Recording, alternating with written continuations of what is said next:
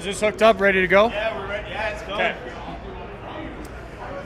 All right, welcome back, everyone. Gabe Goche here with the Southern Utah Hockey Report, reporting remotely from the Edge Ice Arena in Littleton, Colorado for Dog Bowl 15. As most of you have been watching my podcast and then also following me on social media, Dog Nation has really been a great program that I've been a part of essentially since the inception when Marty Richardson started Dog Nation. But this is year 15 of the Dog Bowl. And as we go through, we're not only graced with so many talented players, but every year there's new vendors, and these vendors are always bringing back to the game something better, right? How can we make the game better? How can we fix those pain points? And so here I am with Dan Webb. Dan Webb is from 43 Degrees, and it's a new concept of a hockey bag and also a deodorizer. So Dan, tell us a little bit more about 43 Degrees. Yeah, so it's a heated hockey bag like you mentioned. It gets hot enough to kill up to 96% of the odor-causing bacteria that makes hockey pads smell so terrible and feel so awful. So you just put your stuff in the bag, plug it in, flip the switch, and let it do the dirty work for you, cleaning and drying your gear. And the real magic is that the components are designed so the only air that can escape is the air that's been sanitized. So the whole family will never smell hockey, whether you're cleaning and drying the gear in a hotel room on the road, in the trunk of your car, or in the middle of your living room. It's an amazing concept, and like you mentioned with the hotels being on the road, as we know, being hockey players, right, it's always smelly and stinky. Now as a parent, right, we're like, okay, now we start to understand. Yep. So with this concept, like, other than getting the stench out of hockey equipment, what made you come up with 43 Degrees? I always thought that this was the only negative part of hockey, and I come from a non-traditional hockey family, so they truly did not understand the smell and the odors and what was going on with that. My dad used to strap my bag to the roof of the car when we were driving to the rink, and my mom, even in the middle of the winter, would roll all the windows down so that she wouldn't have to smell it. So we came up with a solution back when I was a kid, that we had a locker in the garage that we put heat discs and fans, and proved the concept that if you got it hot enough and had the right amount of air circulation, you could clean, sanitize, and dry the gear. So then we've been on a mission ever since to create a product that not only cleaned and dried your gear, but also made that process more efficient and more simple, so that all you have to do is leave everything in your bag all the time, plug it in, let it work for you. So it's really incredible. It is, Dan, and like you said, it actually, as we're looking at the bag here, we open up the bag, and it's also sealed too, right? Yep. Where, like you mentioned, the smell doesn't come out of the bag, right? It actually stays within. So tell us a little bit about the technology. 43 degrees obviously is in Celsius, but tell us, what is that peak temperature, and what about the technology gets that stench out? Yeah, so it's custom designed materials that are tightly woven fabric that only allow the air to escape that's been sanitized, because they are small enough particles to fit through the tiny pores in the bag. The bag reaches a maximum temperature of 140 degrees Fahrenheit, hot enough to kill up to 99% of most bacteria, and the name is 43 degrees, which is the minimum temperature in Celsius that it needs to reach to start effectively killing the bacteria. And then what does it get up to? 140 is the maximum. And in all of our testing and everything, a major question we get a lot is that going to damage my equipment? Is it going to do wear and tear on my gear? The pain point for wear and tear is 180 to 200 degrees, so we're easy 50 degrees below that point, so you can leave it in there for days or even months if you really want to, and it's never going to cause any damage on the equipment. And speaking of damage on the equipment, how does this not only preserve the equipment, but make the longevity and, like you said, the crusty feeling? What's the difference between the bag versus throwing it out in the sun? Throwing it out in the sun, you are just starving the bacteria. You're not eliminating it. You're not getting rid of it. Every time then when you reactivate it, add new bacteria, that old bacteria is breeding with the new bacteria and creating a new type of bacteria that we're pretty certain is responsible for that awful, unique hockey smell, right? So you're getting rid of all that bacteria, you're taking the smell away, you're eliminating all kinds of bacteria from flu, cold viruses, mono, ringworm, bacterial skin infections, and making sure that you're staying clean and safe. And that bacteria is also constantly attacking the elastics in your straps, the fabrics that are sewing together the different pieces of your gloves. Really messing with the integrity of the equipment. Yeah, it breaks down the leathers too. That's why you get easy palms that rip in your gloves and you have to spray water on them in order to break them in, but none of those issues happen with the bag. It actually helps break the glove in so that this is a very old used glove. The palm is soft and perfect, and you're always ready to go. And the thing I love too, and we'll talk about the science here in a second. And again, as you know, people, I've been playing this game. I'm 41 years old. I've been playing since I was 4 years old. Every piece of gear stinks, and one of the biggest ones is the glove, right? You do the test, and as a kid, you'd always rub it in your mom or dad's face, or your girlfriend. You'd always do that, and you'd have that smell, right? This, and I'm touching this.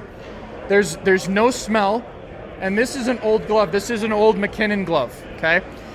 There's no smell, and then when I take the glove off too, there's no residual smell on the hands.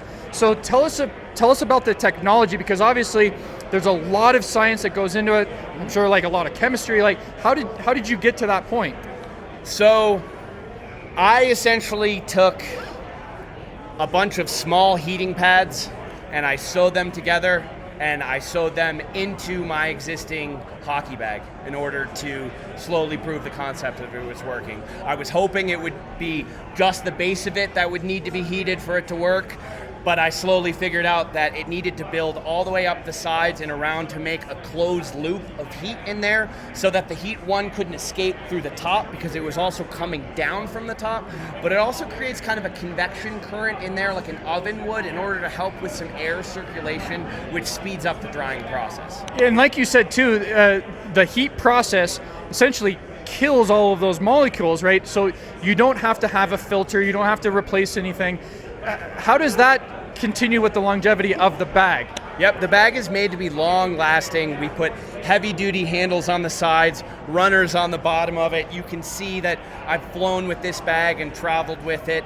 Like, there's been prior bags that have used things like fans and other mechanisms that do break easily, and they're loud and they draw a lot of power, but this is designed and it's wrapped in padding around it too, so that you can throw it, drop it, jam it into cars, planes, buses, and it's going to hold up for you for the long trips. And speaking of holding up too, like when you put your hand on the bag, you can kind of feel the heat, but you have other pockets, so you can still put other things in there, like there's some wax. Tell us about how you designed that.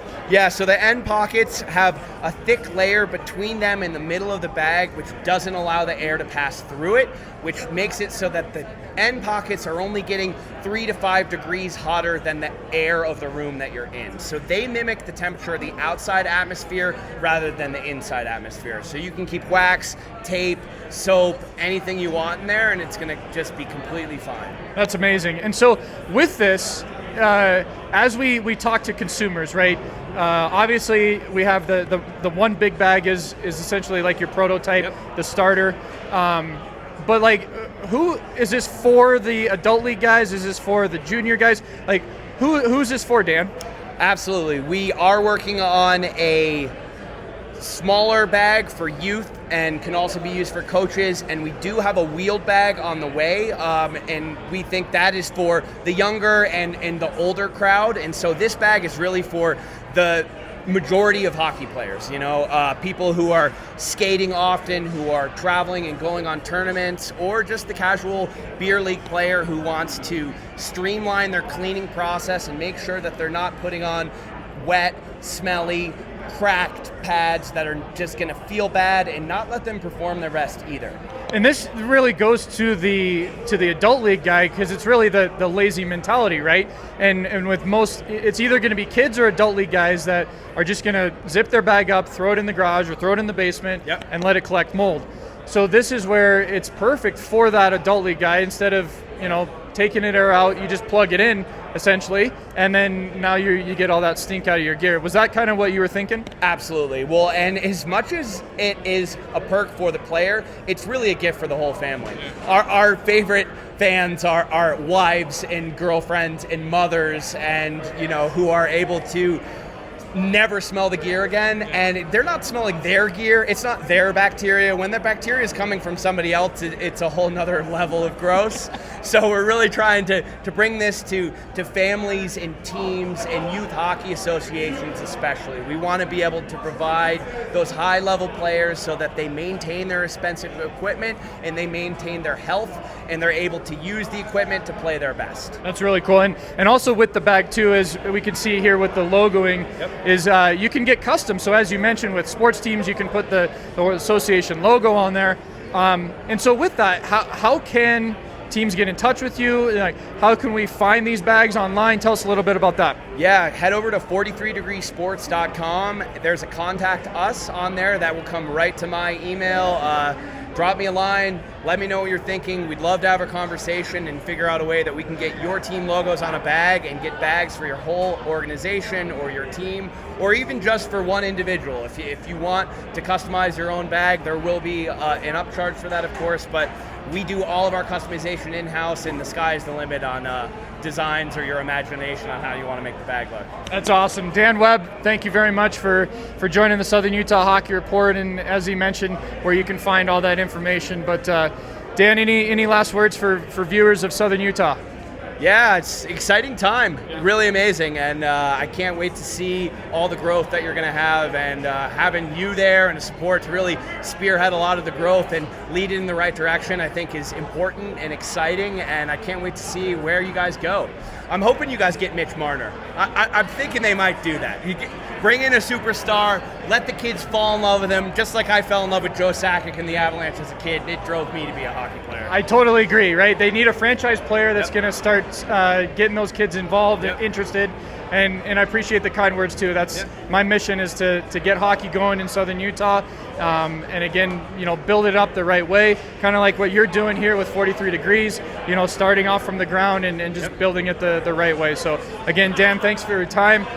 Gabe Gauthier with the Southern Utah Hockey Report at Dog Bowl 15. I'm going to be walking around getting some more interviews, but again, thank you for watching and stay tuned for more. Sweet.